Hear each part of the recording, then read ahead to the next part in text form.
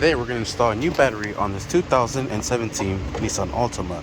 First thing we're going to do is drop in the battery into the battery tray. Alright, just like so. Next we're going to install this bracket. Alright, this will sit right in here.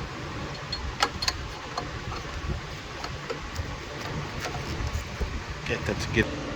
And the tools we'll be using will be a 10mm deep socket and a 10mm short socket. We'll grab a nut and we'll put a nut right on this rod in between here, and we'll thread it on just a little bit, just like so.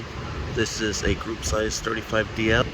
Alright, and the other rod fell down here to the side, and we'll just stick that in, and we'll grab the other nut and we'll put it in here. Alright, perfect, just like so.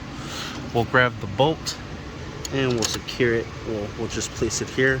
Everything is still loose. That way we're able to make sure everything gets seated properly. Next, what we're going to do is we're going to start to tighten down this clamp here on this side first using the deep socket.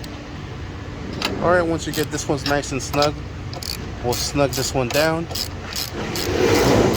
And that's just going to clamp this battery down into place. We'll secure this bolt here on the side.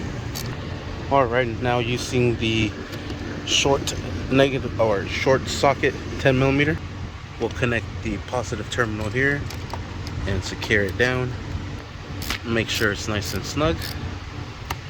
Next, we'll grab the negative terminal and we'll put it into place here, and we'll secure this down as well and make sure it's nice and snug. And if you have this little cover, put this little cover back into place here, just like so, and we are set. Let's go ahead and fire it up, and we'll press on the brake, fire it up, and there we have it. The reason I replaced this because the battery was bad, had to be jumped every single time. I did not use a memory saver, no codes, we're good to go. Sweet, other than low fuel. Thank you for watching. Please like and subscribe.